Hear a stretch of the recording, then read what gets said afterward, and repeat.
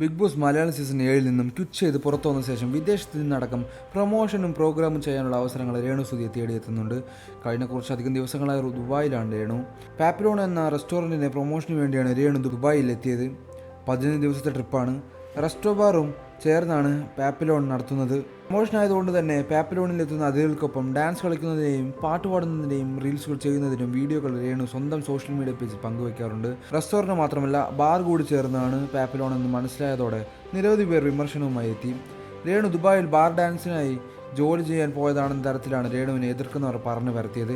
ഇപ്പോഴത്തെ മറ്റൊരു ഗോസിപ്പ് കൂടി രേണുവിൻ്റെ പേര് പ്രചരിക്കുന്നു. കള്ളു കുടിച്ചും നേവൽ കാണിച്ചും ബാറിൽ ഡാൻസ് ചെയ്തതിന് ദുബായ് പോലീസ് രേണുവിനെ അറസ്റ്റ് ചെയ്തു എന്നുള്ള തരത്തിലാണ് പ്രചരിക്കുന്നത്. നിരവധി യൂട്യൂബ് ചാനലുകൾ രേണു അറസ്റ്റിലായി എന്നുള്ള തരത്തിൽ വീഡിയോകൾ ഇറക്കി പ്രചരിപ്പിക്കുകയും ചെയ്തു. എന്നാൽ സത്യാവസ്ഥ അതല്ലെന്നും തന്നെ ഒരു ദുബായ് പോലീസ് അറസ്റ്റ് ചെയ്തിട്ടില്ലെന്നും താൻ ഏറ്റെടുത്ത ജോലി ചെയ്യാനാണ് വന്നതെന്നും അത് ഭംഗിയായി ചെയ്യുന്നുണ്ടെന്നും രേണു വ്യാജ വാർത്തകളോട് പ്രതികരിച്ച് പറഞ്ഞു. എന്നെ സ്നേഹിക്കുന്നവർക്ക് വേണ്ടിയാണ് ഞാൻ ഈ വീഡിയോ ഇടുന്നത്. എന്നെ ഒരു ദുബായ് പോലീസും അറസ്റ്റ് ചെയ്തിട്ടുമില്ല. ഞാൻ ആശുപത്രിയിലുമല്ല. കുറേ വിവാദങ്ങൾ ഇതിൻ്റെ പേരിൽ നടക്കുന്നുണ്ടെന്നറിഞ്ഞു നിരവധി യൂട്യൂബ് ചാനലുകൾ ഇറങ്ങിയിട്ടുണ്ട് എനിക്കെതിരെ വീഡിയോ ഇടാനായി. അവരുടെ ആരുടെയും പേര് ഞാൻ പറയുന്നില്ല. ആ പേര് ഞാൻ പറയാനുള്ള യോഗ്യത അവർക്കില്ല. ഇവരുടെയൊക്കെ വീട്ടിൽ മുൻവശത്ത് രേണു സുധി ഈ വീടിൻ്റെ ഐശ്വര്യമെന്ന് എഴുതി വെക്കണം. കാരണം ഇവർ എന്നെ നെഗറ്റീവ് പറഞ്ഞ് കുറേ കാശുണ്ടാക്കുന്നുണ്ട്. നാണമുണ്ടോ നട്ടൽ കുരുക്കാത്ത കള്ളത്തരങ്ങൾ പറയാൻ? എന്നെ ഒരു ദുബായ് പോലീസും അറസ്റ്റ് ചെയ്തിട്ടില്ല. ഞാനൊരു ആശുപത്രിയിലുമല്ല. ഞാനൊരു ആർട്ടിസ്റ്റാണ്. ഞാൻ ദുബായ് വന്നത് പാപ്പിലോൺ എന്ന ഫാമിലി ബാർ റെസ്റ്റോറൻറ്റ് ഉദ്ഘാടനത്തിന് വേണ്ടിയാണ്. ഞാനൊരു സെലിബ്രിറ്റി ആയതുകൊണ്ടാണ് അവർ എന്നെ വിളിച്ചത്. ഫാമിലിയായി വന്ന് ഫുഡ് കഴിക്കാൻ സൗകര്യമുണ്ട്. അതിനിടയിൽ ഡ്രിങ്ക്സ് കഴിക്കാൻ താല്പര്യമുണ്ടെങ്കിൽ കഴിക്കേണ്ടവർക്ക് കഴിക്കാം. പിന്നെ റീൽസിന് വേണ്ടി കള്ളു കുടിക്കുന്നതായി അഭിനയിച്ചതാണ്.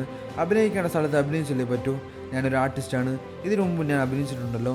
അതിന് ഞാൻ കള്ളു കുടിച്ചു വെളിവില്ലാതെ വഴിയിൽ കിടന്നു, ദുബായ് പോലീസ് പിടിച്ചു, ആശുപത്രിയിൽ അഡ്മിറ്റായി എന്നൊക്കെ പ്രചരിപ്പിക്കണോ?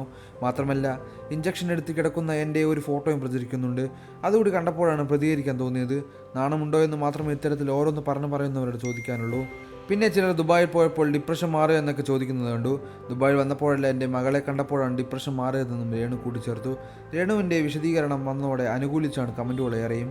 എന്തിനാണ് ഇവരൊക്കെ ആ പെൺകുട്ടിയെ കടിച്ചു കീറുന്നത്? അവർക്ക് ഇഷ്ടമുള്ളതുപോലെ ജീവിച്ചു തീർക്കട്ടെ. ആകെ കുറച്ച് സമയമല്ലേ ഉള്ളൂ. അത് അവരുടെ ഇഷ്ടത്തിന് ജീവിക്കട്ടെ എന്നാണ് കമൻറ്റുകൾ.